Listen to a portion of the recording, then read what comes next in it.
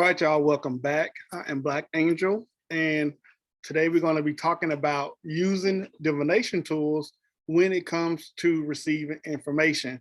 So basically, to divine means to receive an answer from a supernatural source, meaning finding answers from, spiritual and energy and ancestors, God, divine creator, whatever belief system that you follow, how to use the energy and the tools to be able to receive that answer. So when it comes to divination and using divination tools, I always say that the first divination tool that you have to be aligned with is yourself, right? You are the first divination tool. You're the first. Your own physical body is your first divination tool. Your mind, your soul. This is your first divination tool. And then anything you use outside of your body is an extension of yourself. So before we get started, let's go ahead and call on our divine support team to place divine protection around us and to give us guidance during this class. And so once you call in your divine support team, you should be able to feel their presence and give them gratitude for their time and energy that they're going to use during this session. Okay. The next thing we want to do is we want to be grounded. So connecting to the Earth's vortex and then using the Raku symbol into the center of the body, and then connecting to the divine light vortex so that our crown is connected to source. Ashe.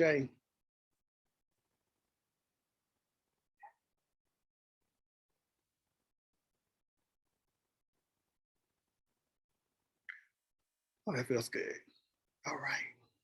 So now that we have our protection around, we have our divine support team here, we are grounded, we are ready to continue. So going back to your first divination tool, yourself. So when it comes to using the body for divination, you can use the body to find out where certain emotions are being hidden. You can find a yes or no answers as far as like questions you may have, or should you get something. In other words, using your body like a pendulum. Here's an example of using your body like a pendulum. Let's say you're in a grocery store and you're not sure if you should get a certain item.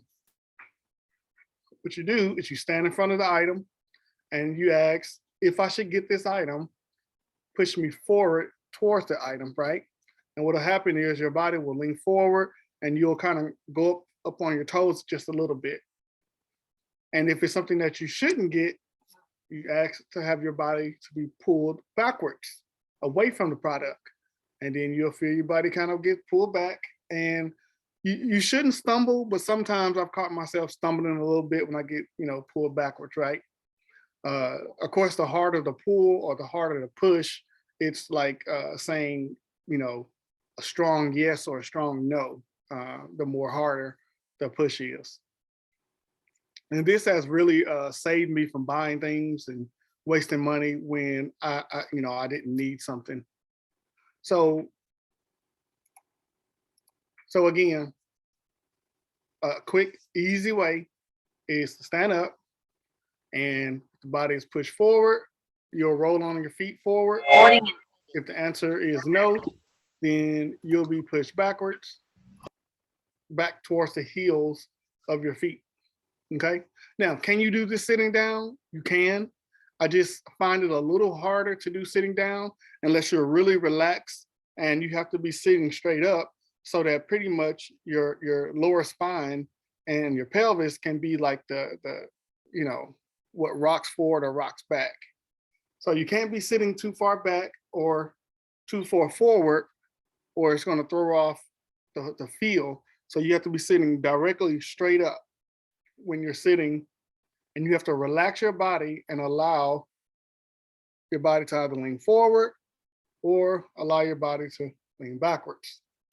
So when using your body as a pendulum, you have to trust yourself. You have to trust the divine. You have to trust, your higher self, that they will guide you either forward or backwards in the process, which means you have to actually just let go. I mean, you have to take your complete ego and you have to put it to the side and not allow your ego to get in the way. You have to pretty much almost shut yourself down and allow your higher self to move the body for you, okay?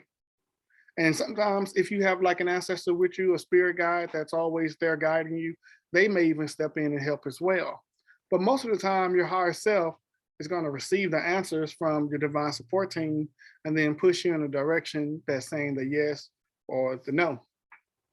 Okay? Now, remember, just like we did in the pendulum class, how you ask a question matters.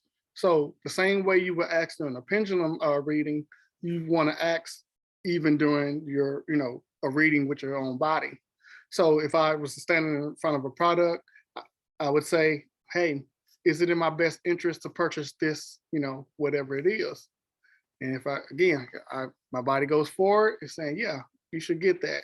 If it pulls back, it's like, no, I'll leave that on the shelf.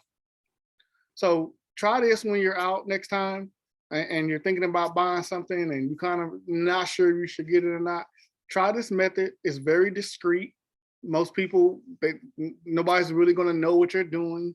They're going to think that you're maybe just looking on the shelf, maybe reading the different, types of whatever it is, or maybe you're trying to make a decision, which is what you're doing. But most people's not going to know that's what you're doing, is using your body as a pendulum. And so I find it to be really discreet to be able to receive an answer like that in public. Okay. Okay. So again, try this on your own, practice it even at home, so that you can get used to feeling your body making those motions. So when you do it in public, it'll be really easy. Build up that muscle memory. Okay, so again, with divination tools, it's an extension of yourself. So that means the energy that you have within yourself will be I don't want to say transformed, but it will be sent into the divination tools itself. So that means if I'm using a pendulum and the energy inside of me is negative because maybe I had a negative moment at that time, then there's going to be negative energy being fed into the pendulum, which is going to cause you to have some negative results. Maybe even summoning some negative energy and entities around you that may even interfere. And you'll know because you'll notice your pendulum isn't moving the way it usually moves. So anytime you use the divination tool, you want to make sure that you are cleansed from the inside out. That means you want to cleanse and clear. And if you need a refresher, go back to the energy cleansing and clearing video so that you can, relook at how to cleanse and clear your energy. So that way, when you use your divination tools, you have good energy being channeled through you into those tools so that you can have an accurate reading. So another thing is keeping your vibrations high so that when you're doing your divination, you don't allow any negative energies or entities to come through any portals that may open for that reading, right? So one of the ways I like to do is one, okay, we ground, we connect to the divine light, we connect to the earth vortex, right? We have that Raku so we can ground our body and be centered. And then sometimes I want to do something to quickly raise my vibrations if need be. And definitely over days, I do this, which is surround myself with love energy, with love, right? So just like we talked about in the symbols and sigils class about writing your name down and drawing a heart around your name to help raise your love vibrations, you can do the same thing with your body. So when I need to raise my frequencies, or if I'm in public and there's a lot of negativity around, I just take my hand and then I just draw a heart around me. symbolizing to raise my love vibrations. And then I allow my frequencies to raise, and you can feel it when it happens. And that will help you remove any negativity that might be within your aura, within your energetic fields. So if you want to practice this, just simple, again, just draw a heart around you with the intentions of being surrounded and filled with love. And you'll be able to start to feel the parts of the body that starts to vibrate. Now, this is the cool thing about doing this. This actually can work as a divination. So if I draw a heart around me, the parts of my body that starts to tingle are the parts of my body that some negativity may have been attached to, or maybe the parts of my body where there are low vibrations. So you'll start to feel the love energy actually raise the vibrations of the parts of your energetic fields in your body where any negativity may be attached, or parts of the body that may be in pain or maybe degraded. You'll feel that love energy actually raising the vibrations of those particular areas. So then you can pay attention and say, okay, why are my feet and ankles tingling? Okay, that's my root chakra. That deals with stability. It deals with foundations. So maybe I need to take a look at what's going on in my life when it comes to the root chakra to see what it is I need to heal or fix, transmute, releasing the attachments, right? So you're getting divination, you're getting answers to something just by putting love energy around you. So when it comes to divination, we have to think outside the box and not limit ourselves to just one method or two methods. There's so many methods we can use for different things, okay? All right, so let's go into different divination tools. I'm not gonna cover all of them because some divination tools I am not well versed in. They don't call to me, but I may mention them. But I'm going to go ahead and go over the ones that I am pretty versed in, and then we'll go from there. So the first divination tool I want to talk about is the pendulum, because the pendulum is usually one of the first divination tools people use when they come into the part of their spirituality that they feel they're called to do readings, right? And mostly yes or no questions is what most people start with. You just want to know. So when using a divination tool like a pendulum, one, you want to become one with the pendulum. Remember, when you're asking the questions, you're not asking the pendulum the question, you're asking the divine, or you're asking your higher self, or you're asking your divine support team. And then the energy that flows through you causes the pendulum to move, which is usually going to be your higher self. So when you ask the questions and you say, hey, pendulum, then you're asking the energy of the pendulum to answer the question. Well, what if your pendulum is not cleansed? What if it's something attached to it? And then that means the attachment to the pendulum is answering the questions versus your divine, the divine that's within you. So before you use any divination tools, you want to make sure they're cleansed and cleared. So that's either using sage or either using sea salt to soak put the divination tool over sea salt to absorb any attachments and negative energies. Okay, as you see, as I'm talking, my pendulum is actually giving me a yes, saying yes, I'm correct, right? And you see the bobbling in the pendulum. So you want to, like I say, use sage. You can use sea salt. Depending on what your pendulum is made of, I wouldn't recommend water, even though water can work, but it can also rust it out depending on the materials that's being used. Okay, you can use Palo Santo. You can use dragon's blood. You can use other types of sage like lavender sage and black sage. My pendulum is really going. And you can even use energy and Reiki. For example, Choku-rei and Seihei-ki are good Reiki symbols to use when it comes to cleansing and recharging divination tools. So if you have a pendulum and your pendulum has a crystal, then your crystal also needs to be cleansed. I like to create my pendulums with beads, with crystal beads. So that the whole pendulum itself is using divination energy, crystal energy. So I cleanse my entire pendulum, not just the crystal part of it. Okay, you can also put your pendulum by selenite to also keep your pendulum cleansed.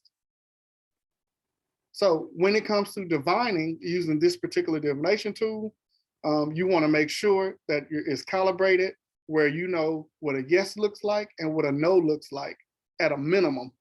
And then maybe even adding a rephrased question or maybe into the calibration, so that if the answer is not clear, it'll give you a sign to say, hey, maybe you need to re-ask this question another way.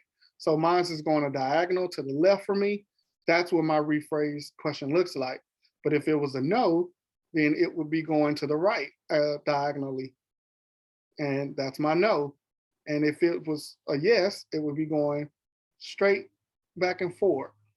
And the reason why I chose to calibrate my pendulum that particular way is so the transition from yes, no, or rephrase could be quicker, okay? Initially, I had it front and back for yes and side to side for no, but the transition took a lot of energy and work and time to transition to the different types of answers. So I changed it for the no to just go diagonally to the right. Okay, so when you get your divination tools, and we're going to go over all of them, right? But this is going to be kind of the same method for all of them. When you have a divination tool, you want to become one with the tool. Taking the tool, maybe putting your hands on it, maybe speaking into the tool that, you know, like a affirmation or a mantra or a prayer for that divination tool to be used for your highest good, to be used to serve your purpose. Okay, so when I speak into my pendulum, I may speak something to the extent of let this pendulum become one with my body, let it be used for my highest good. This pendulum is assigned to me and only me, and no one has permission to use this pendulum but me, Ashe. So now I become one with the pendulum. I can feel the energy channeling through my body. So now when I use this pendulum, I know without a shadow of a doubt, it's an extension of myself. That means, again, my vibrations needs to be high, putting that love vibration around me. And you can even do it with the tool. I can put the pendulum in front of me, draw a heart around the pendulum to raise the frequencies of the pendulum so that it matches my vibrations, right? Make sure that the pendulum is cleansed, clear, and if the vibrations are high in love, then any negativity that's attached to it will automatically have to leave, because the frequencies of love won't resonate with any negative energies and entities. Okay, so then this pendulum would be ready to go. And there's the yes. Okay, let's go to the next part of divination tools. So we're talking about the pendulum, and we're going to talk about some tools you can use with a pendulum to divinate. So this is a board I have created about 4 or 5 years ago. I went to Michael's, I got a board, I think it was like $14 or something like that. And what I did is I went to Pinterest. I went to Pinterest, printed out some pendulum pictures, like clip art, and then taped it over the board. And then I just took a pen and just kind of etched on top of the paper so I can indent the board itself. And then I took my burner tool to then burn the marks in. And then I just wrote this down here at the bottom, yes, no, maybe, rephrase question, I don't know. And then I, just burned it all in. I also put an Ankh symbol, represents life, also represents a divine portal. And then I put my initials, again, just, speaking that this board belongs to me and only me.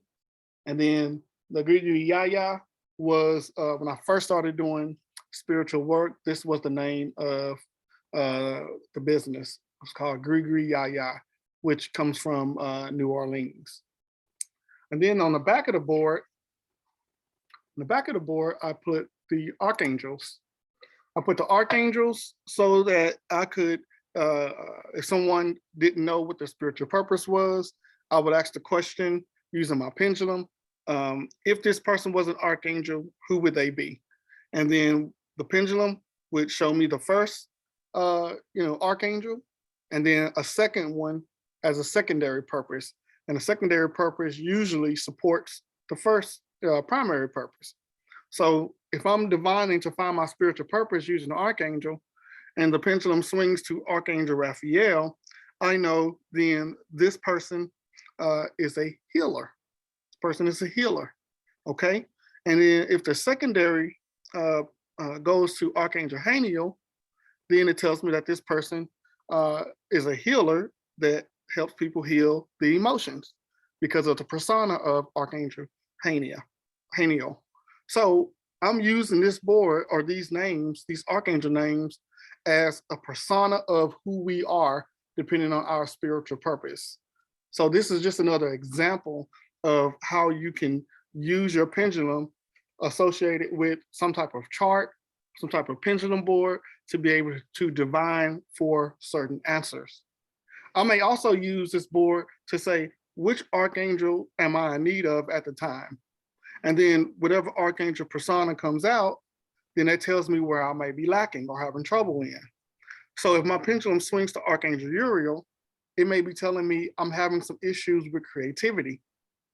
So then I call on the Archangel Uriel or whatever ancestor or deity that also does the same type of work or has the same type of persona, depending on your culture, to come in to assist you with that particular issue. So this is another way, again, of using a pendulum board or a divination board, or some people even call it a dowsing board, to find answers. You can even use the same method on a piece of paper where you can just, if you want to say, I want to buy this car, I'm not sure which one I should get. So I list all the different cars, and then I'll draw a line towards the center, put a little dot, and then I use my pendulum and say, okay, based on these vehicles, which one should I buy in my best interest? And then the pendulums will go to the car that you should go for. So you don't always have to have something already ready-made. You can, at any time, take a piece of paper and a pencil or pen and create a pendulum chart that you need for that specific situation, okay? All right, now, just like with the pendulum, with the board, I like to also become one with it as well. Even though this is wood and it's been cut, this is still a living organism, okay? It still has that tree energy. So just because it's cut doesn't mean it's dead. So what I usually do when I'm using a pendulum board or a dowsing board is I take my pendulum and I place it on top. I place my right hand on top of the pendulum and the board, and then my left hand, on the other side of the board at the same time. And then I just allow myself to just become one with it. I can feel the energy of the wood, like traveling through my body, and it feels the exact same way as if I was hugging a tree. So not only am I being recharged and rejuvenated by the board itself, I'm also becoming one with it. So when I use it with my pendulum, I know my answers are going to be accurate.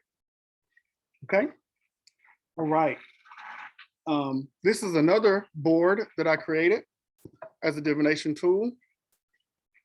And this one deals with using cards, but it also has a yes or no and a rephrase, just some basic pendulum answers on it. And I can either be doing, a 3-card reading or a card reading of the day. This, the extra that I got on here, like the resin, it's just to make it pretty, all right? It's just to make it cute. But your divination tools, when it comes to stuff like this, they don't have to be cute, they just gotta work, right? The intentions just has to be into them.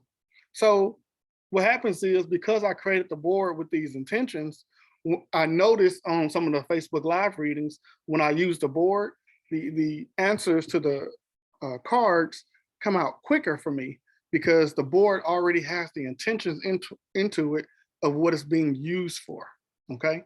So even though this board has resin on it, the tree energy is still there. So you can still put your hands on it and connect to it and be able to become one with it.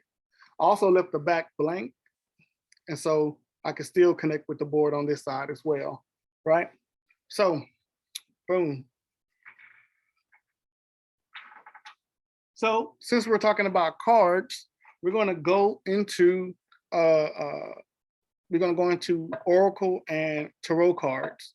Now, when we're talking about Oracle and Tarot cards, I'm not going to go like in depth about them, but I'm going to go into how they can be used and how to know which ones to use.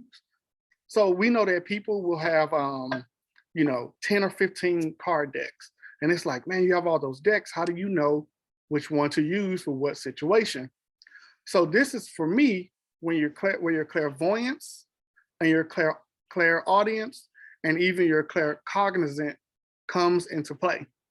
So your claircognizant is just knowing, like it's just a divine knowing. You don't know why you know it, you just know it. So if I needed to know what card to use, I might just look over at the set of cards and just pick up the one that comes to me without even thinking about it, right? And I just pick that deck up and that's the one I'm going to use. I may see a picture that I may had assigned to a deck. So with my decks, I assign one of the cards or the image on the back of the card. I assign an image to the deck. So when I see it with my clairvoyance and my third eye, I know that's the deck to use, right? And it doesn't matter what type of reading I'm doing, it's usually the same image for the same deck, right? So right now, in my mind, I'm seeing a picture of the coyote, and it's the coyote of the Native American deck.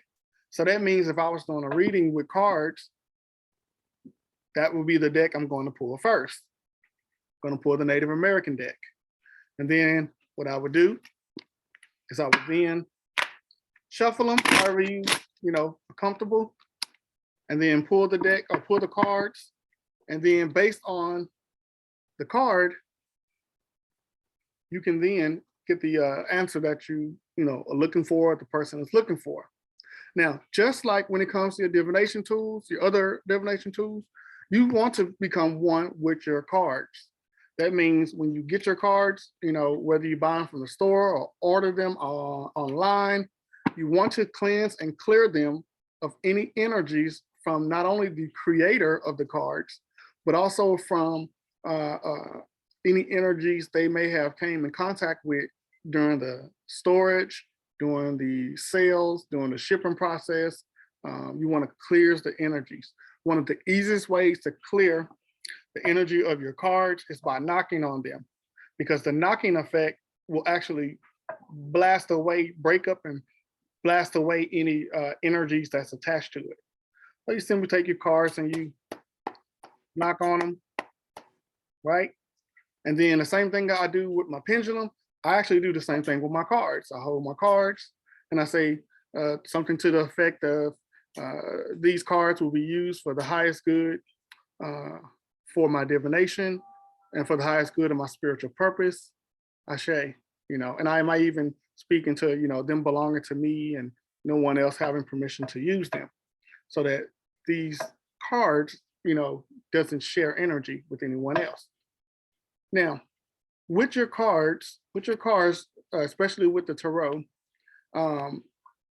think of each card as a portal of information, right? We're talking about divining for information. So think of each card as a portal for information. That means when I draw the card, I want to first look at the card, and whatever is the first image that comes to me in the card, that's the message that's being given to translate to the client or yourself. So in this particular deck or this particular card, when I looked at it, the first thing I seen in this card, which I never paid attention to before, was a fox in the background. It's a fox. And the fox spirit typically represents being careful about the people around you, meaning to pay attention to the people around you. Somebody around you may be misleading, may be fake. You know, the fox usually helps you identify someone within your circle that may not be for your highest good, right? Now, this card is the matriarch of pipes in the Native American deck. And the Native American deck, the pipes, represents magic. So if I pull this card and it went to the fox, depending on the question that's being asked, the answer would be, hey, somebody in your inner circle may be causing the issue that you're asking about. Now, there are different types of tarot cards based on culture mostly. So you have, again, I just showed you the Native American deck, okay? Have cards like the voodoo deck, which would have, you know, different type of voodoo ancestors and deities. And then some of their cards would show certain things that will resonate with those who have voodoo culture. For example, when I see this image, I think of a crossing, and a crossing can be translated to a curse in other cultures, right? So if I pull this card based on the situation someone is asking me, this may tell me, someone placed a cross on you or placed a curse on you. And then that's where we need to go and find that energy to remove it. Okay, another example of a deck could be like the European deck, which is mostly what people use. So we have the Tower card here. So just like any other card, when you see a Tower card, you may see that the Tower card means breaking something down, and it could be looked at as a bad, you know, thing, right? But depending on the question, depending on the situation, it could be a good thing. It could be, you know, there's someone that's trying to harm you, or someone who's trying to, you know, do something behind your back, and you want to know what's happening with that situation. And then in this case, the Tower card can say, whatever they're trying to do to harm you, it's being removed, it's being broken down. No weapons formed against you will prosper. So when you pull cards and you look at them, you also have to feel the energy associated with the answer, right? So if I looked at this card based on the situation, the first thing that comes to me is the lightning strike. It's the first thing. So it's telling me that something is being, you know, coming from above, which could represent God or the ancestors, is stepping in to break down whatever is against you. So there's many different ways you can read based on the situation. One card can have 50 different meanings depending on the type of reading that you're doing. When using your cards as divination tools, sometimes you'll be led to lay them, you know, maybe 3 cards. Sometimes you'll be led to lay them in a certain type of spread. Just go with whatever comes here on how you should lay the cards. So I might see 3 cards, or I might see 2 cards up and 2 cards down to give me 2 separate answers. Or I might see 4 cards straight across to try to kind of tell a story like, okay, this is how it started, and then this happened, and then that happened, and then this is going to be the you know, projected end state of it, right? So always go with your intuition when dealing with tarot cards.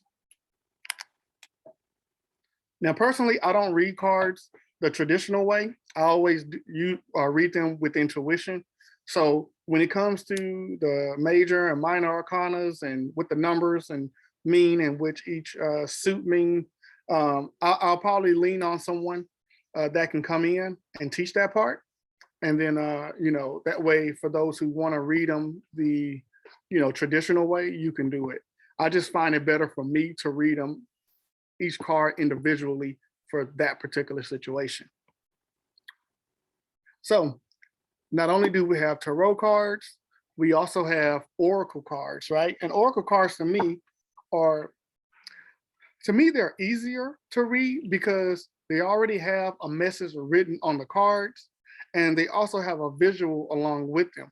And a lot of times when you pull an oracle card, because they already have the words written on there, it's easier for you to pull additional information from the divine, depending on the situation.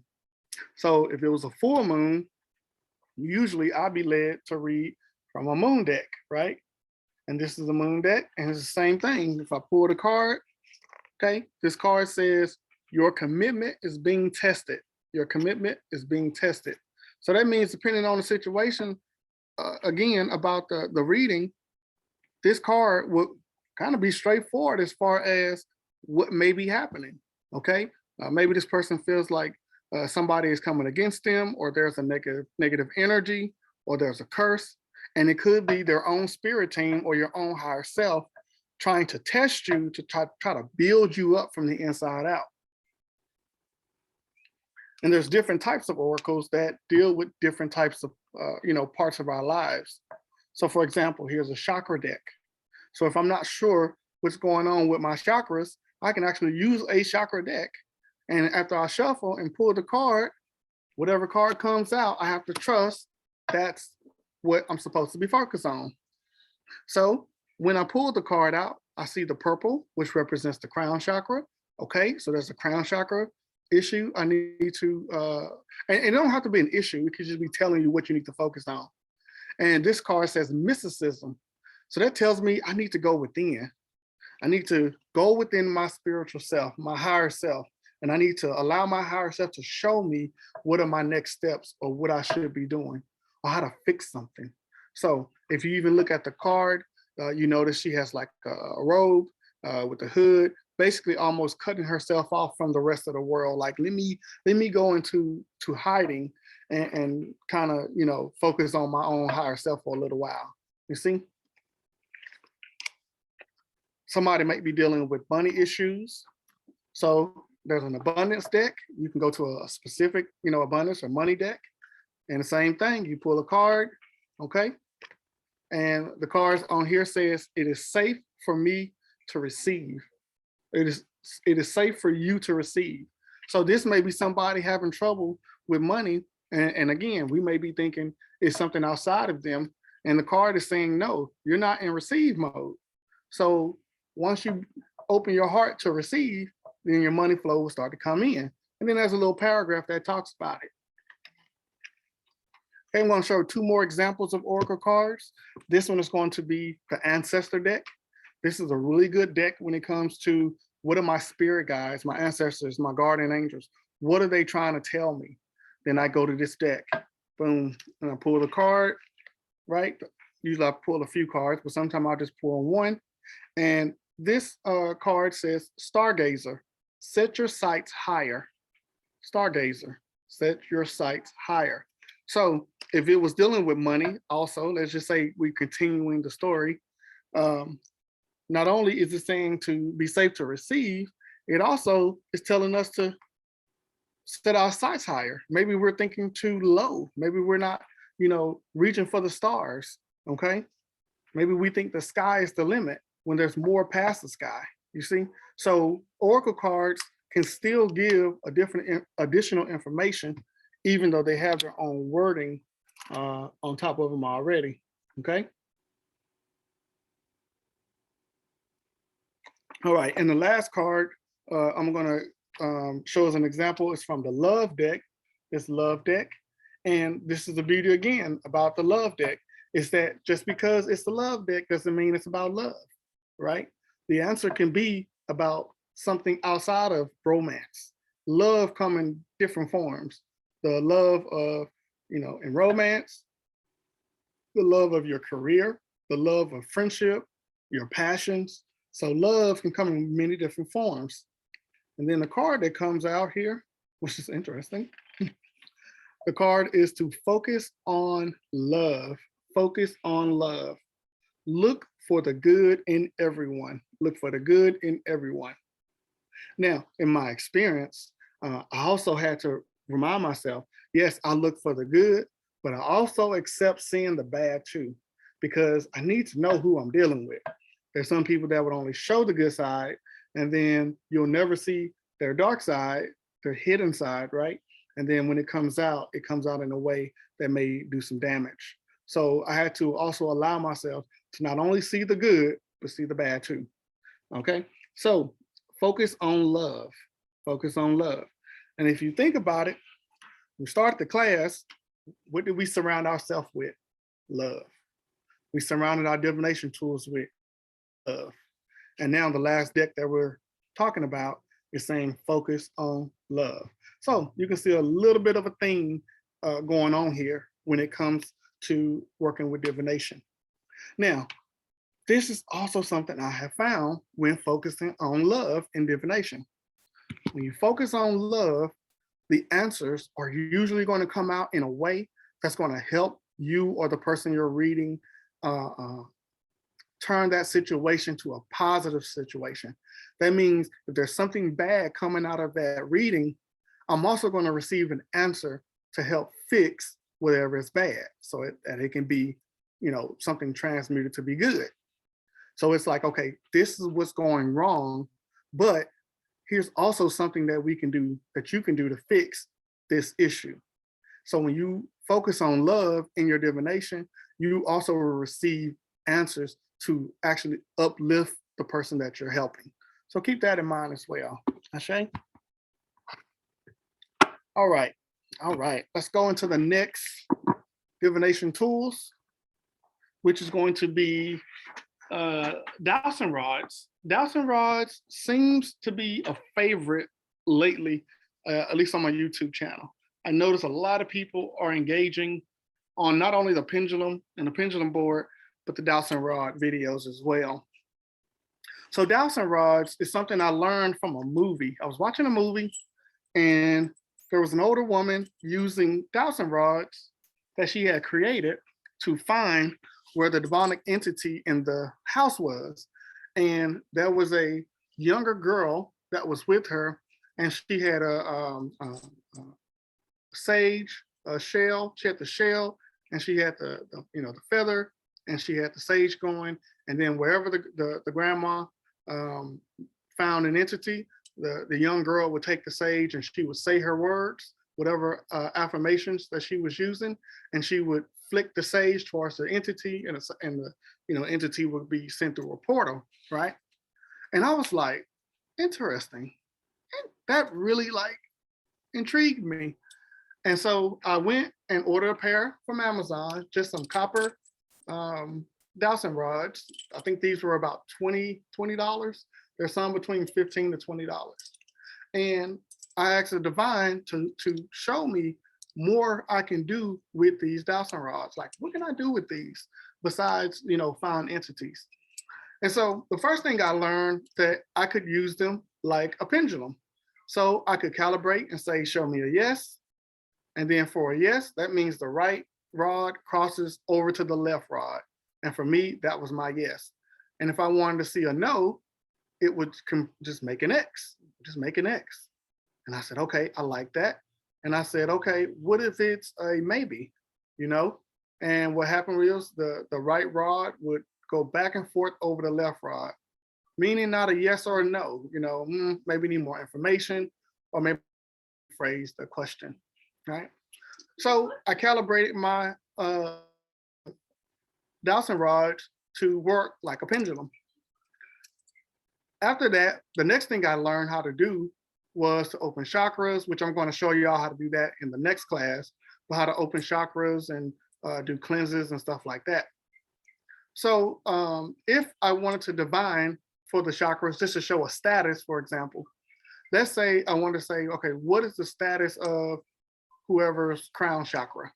I would hold the rods with my wrists tucked under the chest so that the arms are tucked in and firm so that the rods wouldn't move back, they wouldn't move out of place. And then I know when the rods move, it's only the energy being used that's moving them. So if I wanted to know the status of a crown chakra of someone, if the rod's closed, then that told me, okay, this chakra is closed. It's closed, it's probably blocked. So then I would then go through my procedures of opening that particular chakra, which I'm going to show you in the next class. But I got the status. If I wanted to know how a chakra is spinning, because we know the chakra spin, then I could see the spin of that particular chakra. So if it's not spinning, I know that, okay, there's an issue that may be a blockage keeping it from spinning. And if it's good, it might be spinning really good with a good pull. So I could say, okay, this chakra is moving. It's not moving that good, but it's moving. So maybe I just need to balance it or heal it, whatever. I can get a status of what's going on with that chakra. Another beauty that you can do with dowsing rods is navigation, divine navigation. This means finding an object that's lost or finding where certain type of energies may be in the area that you're divining. So let's say if I wanted to know where's the nearest angel next to me, I ask the rods to show me, or I ask my higher self to show me, and then the rods will point in the direction of where it is.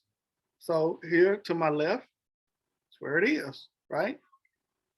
And then I would say, okay, let's straighten up. And I'm basically telling my higher self to straighten the rods back up to the front so that I can give the next command of what I want to do with it. Now, if I said I wanted to find my wallet, let's say I lost my wallet. Where's my wallet? Where's my wallet? Where did I last place my wallet? And then the dowsing rods will go and navigate me as I walk through the home. The rods will continue to move until I get to the wallet. And then once I get to where the wallet is, then the rods will open up just like so, telling me that yes, you're directly on the spot that you're looking for, right? And if I back up from that spot, the rods will close. But if I go back forward to that spot, if they open up, it's just the confirmation letting me know, yep, there's the wallet right there. And then I just will have to search that particular area to find it. I did this for my daughter one time. She had left, I think it was like a little coin purse or something like that. Matter of fact, I think it was a wallet. And she had left it. She wasn't sure where she left it at. And I did the dowsing with the rods, and it led me to my closet where the luggage was that she used. And come to find out, that's where she left her wallet. She left it in the luggage when she actually borrowed it and used it. So it came in very handy. Same thing when it comes to finding where maybe portals are or entities are. You can also navigate with the dowsing rods that way. Okay. Another thing you can do with dowsing rods is count. So if I want to know how many of whatever type of spirits are in the space around me, I say, okay, how many angels are in this room, right? And if it's going to spin clockwise for positive energies and counterclockwise for negative energies. So as it spins, I'm counting 6, 7, 8, 9, 10, 11, and then it goes back. And then I confirm it's 11 angels in this room at this time. And then it goes right over left. That's a yes, confirming for me that the answer, the count was correct, right? So even counting is really good to use for divination.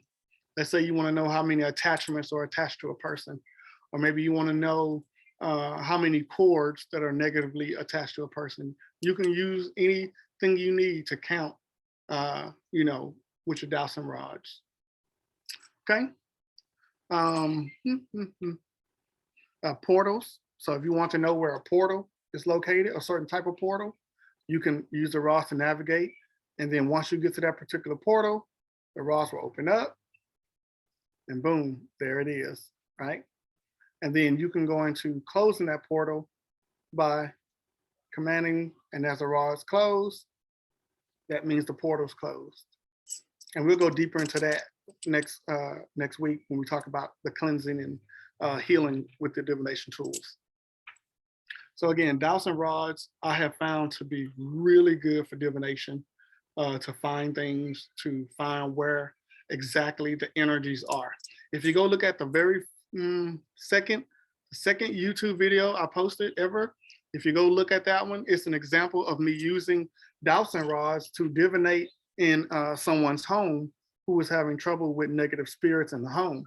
And though I could use my mind's eye and my feel, I used the dowsing rods to show them exactly where they were, and then they confirmed yes, that's where I've been feeling the energy in the house at. And so the Dowsing Rods was a great visual for the people who lived in the home. So if you're someone who does cleansings of homes or healings, Dowsing Rods can definitely come in handy for you. Okay, got a few more things before we're done here. Okay, let's talk about candles, okay?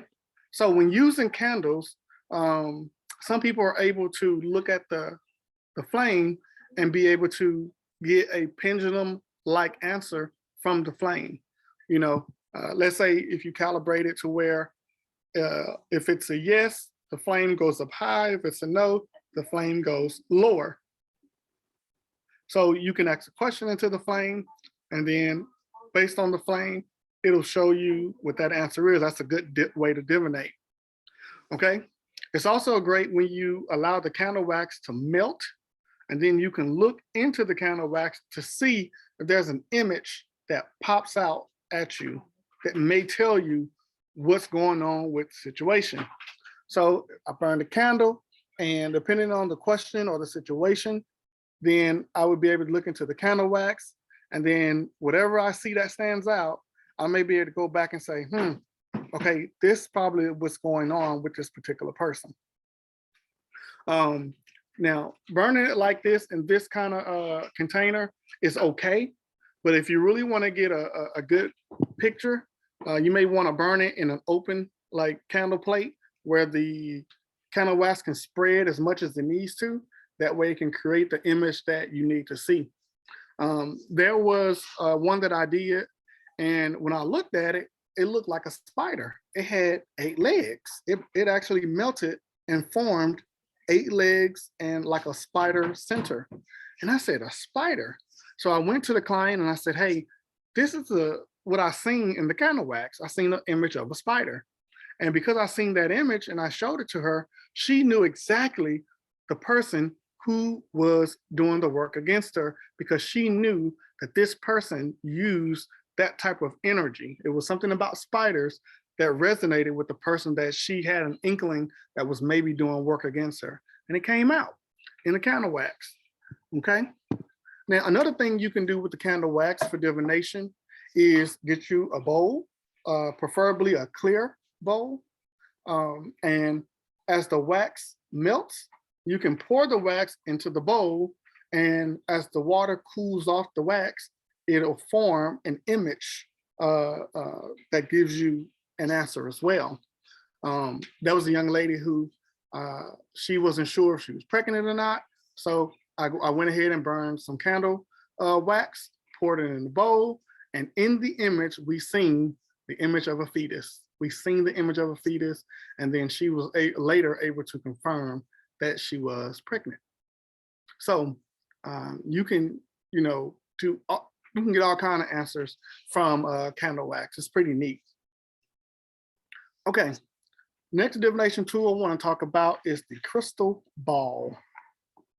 Crystal ball, not this one, this one. So a crystal ball can be looked at like a clear quartz, right? A clear quartz can be used to amplify the third eye. It can be used to amplify what you can see in the mind's eye. But a crystal ball, to me, works even better, definitely because of its size, right? Now, you can have anywhere from really small crystal balls to big ones. And the way crystal balls mostly work is it basically aligns with your third eye so that when you are trying to use your third eye to see, you can see more. Some people will look in the crystal ball and maybe think that they're seeing the answer in the crystal ball, but the truth is what they are seeing is the image in their mind's eye being projected into the crystal ball. And so the crystal ball can come in handy by just being in your presence, or it can be used by placing your hands either around the ball or actually on the ball itself. And again, what it's doing is amplifying the natural third eye energy, the third eye divination that you already have within yourself. Ashe. This may be called scrying. And scrying can also be used with water and a mirror. An example of scrying would be if you ever watched The Lion King, when he went to the water and he looked into the water, and when he stirred the water up, he seen the image of his father, and his father was giving him a message. So the water was being used as a divination tool for mediumship for, Simba to receive, divination from his father. So water, a mirror, a crystal ball, these are all called scrying. Any reflective surfaces can be used for scrying. Okay, 2 more divination tools I want to talk about, and we're going to be done here. One is going to be a bell, right? A bell and a singing bowl. Now, usually when using a singing bowl or a bell, it's going to be used to either cleanse a space or for healing. But sometimes we may not know exactly where the energy is that we need to find that might be attached to someone. So one time I was at a psychic fair and I wasn't feeling good. I was feeling kind of heavy. And a woman, she said, sir, there's something attached to you. Do you mind if I use my bell to get rid of it?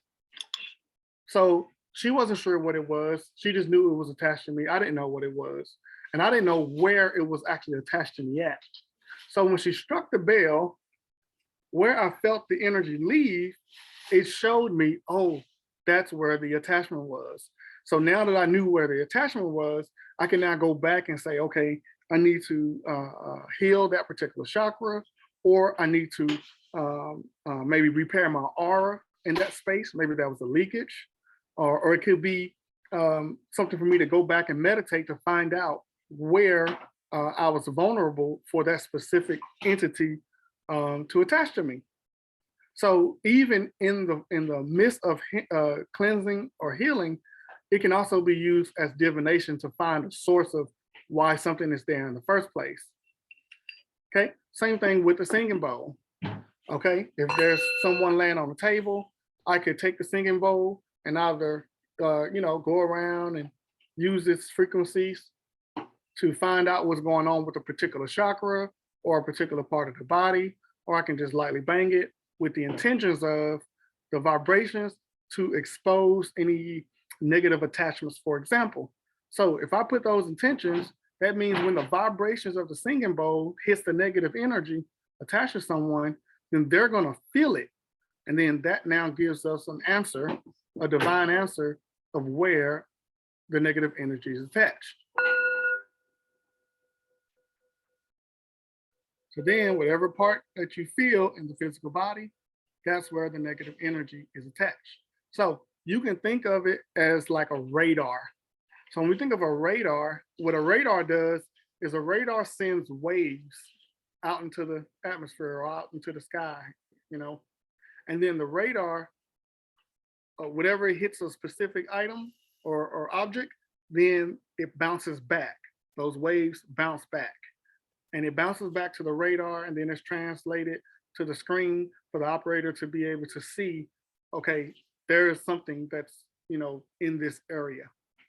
So I used to be in air defense artillery in the Army, and that's how we used to monitor the skies. So I used the same type of methodology when it came to using a singing bowl. I'm going to send the waves out, and whatever comes back to me, whatever bounces back to me, I'll be able to feel it where it's attached to that person. So again, if I said I want to feel where the negative energy is attached to where that person is, let the waves go out. Now I feel it in the left knee. I feel it in the top of my head. So that lets me know, okay, this person is having some energies, issues going on in these parts of the body.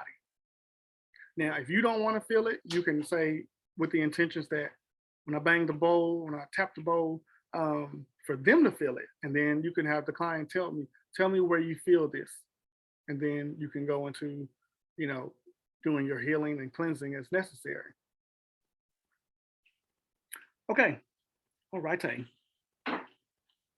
So this is going to conclude today's class. There are some additional things that you can use for divination. Some people use chicken bones. Some people use runes, which are like these rocks that has different symbols or sigils written on them. Some people, there's all kind of things people use. Tea, where they use tea leaves and they break them up and they throw them in the water and shake it up, and then the tea leaves form an image in the water. I've seen that. I've also seen people using eggs, where depending on the situation, they break the egg open into the water, and then you can see an image, or depending on if there's blood in it or not, there's different type of ways to receive answers that way as well. I've seen people also use sand or dirt, where they may have a specific area where they drop the dirt on, or shake the dirt out, or however they do it, and then they're able to receive an answer that way too. So there's many different ways to divinate. You just have to do what resonates with you, okay? Make sure you do what resonates with you, because if you do it that way, the answers will be clearer, more accurate, and will make more sense. And it'll be easier to just, grab that answer, okay? Try not to use divination tools based on, what's popular or what you've seen somebody else do and you just liked it.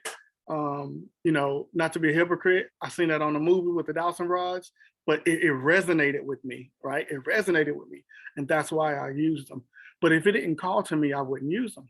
So just make sure that you're doing them, using them for genuine purposes, so that you don't unlock any portals, or that brings in any energies or entities that may cause you any type of harm. Okay, this stuff should not be used as a fad. It shouldn't be used as just this is what everybody's doing. It needs to be used only if it is your calling to use them. Okay, be safe when using divination tools. Make sure you call on your divine protection and divine guidance, and that your frequencies are high in love, right? So that you don't attract any low vibrations, and then you'll be okay. Okay, keep your divination tools cleansed, keep them charged, and keep them in a safe place where people can't just touch them as they feel like. Ashe? All right. Y'all have a good one. And in the next class, we're going to talk about using divination tools to actually do healing and cleansing, like actually putting them to work on that side. And I think that's going to be a lovely class that you're going to like. So peace and blessings, y'all. And I'll see you in the next one. Ashe.